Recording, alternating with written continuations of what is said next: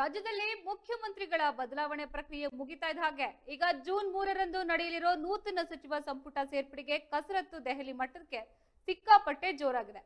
ಈ ನಡುವೆ ಚಿಕ್ಕಬಳ್ಳಾಪುರದಲ್ಲಿ ಹಾಲಿ ಸಚಿವ ಎಂಸಿ ಸುಧಾಕರ್ ಅವರು ಸಚಿವ ಸ್ಥಾನದ ಕುರಿತಾಗಿ ಅತ್ಯಂತ ಸ್ಫೋಟಕ ಮತ್ತು ಇಂಟ್ರೆಸ್ಟಿಂಗ್ ಹೇಳಿಕೆಯೊಂದನ್ನ ನೀಡಿದ್ದಾರೆ. ಸಚಿವ ಸ್ಥಾನಕ್ಕಾಗಿ ತಾನು ಮತ್ತೆ ಪ್ರಯತ್ನ ಪಡ್ತಾ ಇದ್ದೇನೆ ಎಂದಿರುವ ಸುಧಾಕರ್ ಅವರು ಕಂಪ್ಲೀಟ್ ರಾಜಕೀಯ ಇನ್ಸೈಡ್ ಡೀಟೇಲ್ಸ್ ನ ಇದಿದೆ. ಚಿಕ್ಕಬಳ್ಳಾಪುರ ಜಿಲ್ಲೆಯ ಪ್ರಭಾವಿ ನಾಯಕ ಹಾಗೂ ಹಾಲಿ ಸಚಿವ ಎಂಸಿ ಸುಧಾಕರ್ ಅವರು ತಮ್ಮ ಸಚಿವ ಸ್ಥಾನದ ಮುಂದುವರಿಕೆಯ ಕುರಿತಾಗಿ ಮಹತ್ವದ ಪ್ರತಿಕ್ರಿಯೆಯನ್ನ ನೀಡಿದ್ದಾರೆ.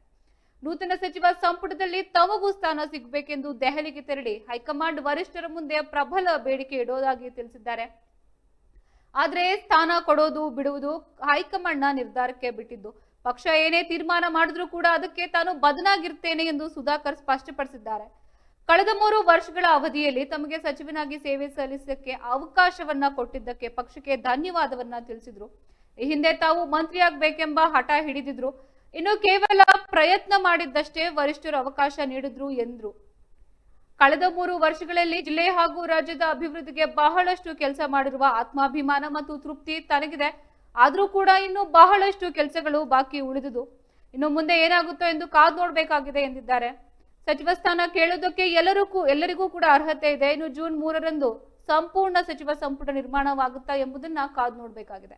ಇನ್ನು ತಾನು ಮತ್ತೆ ಸಚಿವನಾಗಬೇಕು ಎಂದು ಜನರ ಹಾಗೂ ಬೆಂಬಲಿಗರಿಗೆ ತೀವ್ರ ಒತ್ತಡವಿದ್ರುವೆ. ಹಾಗಾಗಿ ತಾನು ಪ್ರಾಮಾಣಿಕ ಪ್ರಯತ್ನ ಮಾಡ್ತಾ ಇದ್ದೇನೆ. ಅಂತಿಮವಾಗಿ ಹೈಕಮಾಂಡ್ ಯಾರಿಗೆ ಪಟ್ಟ ಕಟ್ಟುತ್ತೋ ನೋಡೋಣ ಎಂದು ಎಂಸಿ ಸುಧಾಕರ್ ಸಸ್ಪೆನ್ಸ್ ನ ಹೇಳಿದ್ದಾರೆ. ಸದ್ಯ ಜೂನ್ 3 ಗ್ರಹಣದ ದಿನ ಹತ್ತಿರವಾಗ್ತಾ ಇರೋ ಬೆನ್ನಲ್ಲೇ ಸುಧಾಕರ್ ಅವರ ಈ ಹೇಳಿಕೆ ಚಿಕ್ಕಬಳ್ಳಾಪುರ ರಾಜಕೀಯ ವಲಯದಲ್ಲಿ ಭಾರಿ ಸಂಚಲನವನ್ನ ಮೂಡಿಸಿದೆ.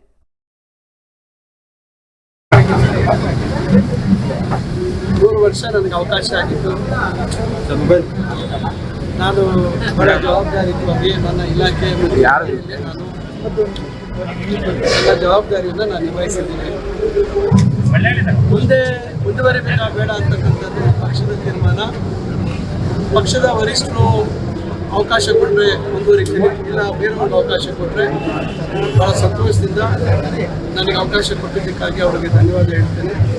ಅದರಿಂದ ನಾನು ಮಂತ್ರಿ ಆಗಲೇಬೇಕು ಅಂತಕ್ಕಂಥ ಬಯಕೆ ಇರಲಿಲ್ಲ. ಒಂದು ಪ್ರಯತ್ನ ಆಯಿತು, ಅದಕ್ಕೆ ವರಿಷ್ಠರು ನನಗೆ ಅವಕಾಶ ಮಾಡಿಕೊಟ್ಟಿದ್ರು. ನನಗೆ 3 ವರ್ಷದಲ್ಲಿ ಭಾಳಷ್ಟು ಕೆಲಸ ಮಾಡಿರ್ತಕ್ಕಂಥ ತೃಪ್ತಿ ಇದೆ. ಇನ್ನೂ ಭಾಳಷ್ಟು ಕೆಲಸಗಳಾಗಬೇಕಿತ್ತು. ನೋಡೋಣ ಮುಂದೆ ಏನಾಗುತ್ತೆ ಅಂತಕ್ಕಂಥದ್ದು. ಸರ್, ಚಿಕ್ಕಬಳ್ಳಾಪುರ ಜಿಲ್ಲೆಯಿಂದ ಒಂದು ಕಡೆ ಸುಬ್ಬಾರೆಡ್ಡಿ ಅವರು ಇದ್ದಾರೆ, ಒಂದು ಕಡೆ ಪ್ರದೀಪೇಶ್ವರ ಅವರು, ಮತ್ತೊಂದು ಕಡೆ ನೀವು ಇದ್ದೀರಿ. ಮೂವರಿಗೆ ಕೊಡ್ತಾರೆ, ಮೂರಲ್ಲಿ ಯಾರೋ ಒಬ್ಬರಿಗೆ ಕೊಡ್ತಾರೆ? ನೋಡಿ, ನಾನು ಯಾವ ರೀತಿ ತೀರ್ಮಾನ ಮಾಡ್ತಾರೆ ಪಕ್ಷದ ವರಿಷ್ಠರು ಅಂತಕ್ಕಂಥದ್ದು ನನಗೆ ಮಾಹಿತಿ ಇಲ್ಲ. ಹೇಳುವಂಥದ್ದಕ್ಕೆ ಎಲ್ರಿಗೂ ಏನೋ ಅರ್ಹತೆ ಇದೆ ಮತ್ತು ಅಂತಿಮವಾಗಿ ಪಕ್ಷದ ವರಿಷ್ಠರು ತೀರ್ಮಾನ. ಇದರಿಂದ 3ನೇ ತಾರೀಕು ನಿಗದಿಯಾಗಿದೆ. ಸಂಪೂರ್ಣ ಒಂದು ಸಂಪುಟದ ರಚನೆ ಆಗುತ್ತಾ, ಇಲ್ಲ ಕೇವಲ ಪ್ರಮುಖವಾಗಿ ಕೆಲವರು ಮಾತ್ರ ಏನು ಸಂಪುಟದ ಮಂತ್ರಿಗಳಾಗಿ ಬರ್ತಾರ ಅಂತಕ್ಕಂಥದ್ದು ನೋಡಬೇಕು. ಸರ್, ಈಗ DKC ಅವರ ಮುಂದಿನ ಸಚಿವ ಸಂಪುಟದಲ್ಲಿ ಸಚಿವರಾಗಿರ್ತಾರೆ.